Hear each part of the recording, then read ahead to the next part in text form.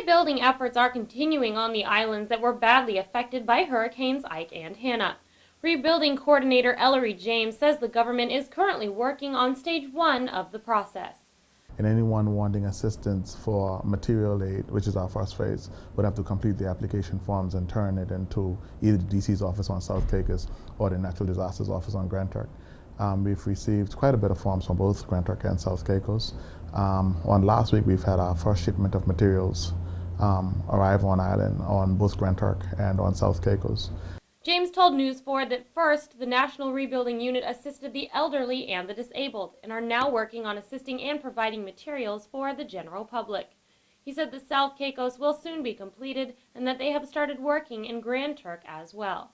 On Grand Turk, we started on Friday. Friday, we started with the same procedure from our National Rebuilding Plan. We are assisting all the elderly folks. Obviously, in Grand Turk, we have a larger scale, so it's taking a bit more time. My reports from Grand Turk is that this morning they were completing the elderly and moving on to households with disabilities.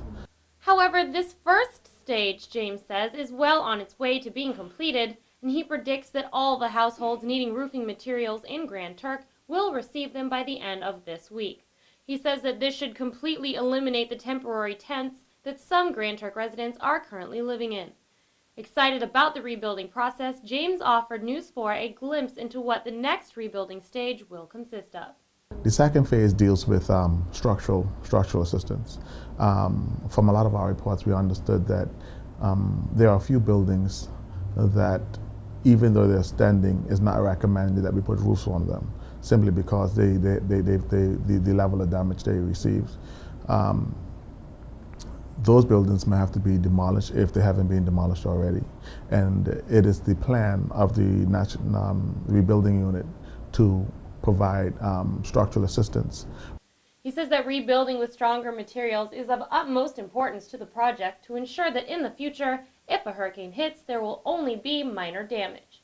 James further says that wood materials in particular will be avoided, and those who have homes that are not considered structurally sound and must have their homes demolished will receive complete rebuilding materials to create stronger homes. For WIV4 News, I'm Allison Capron.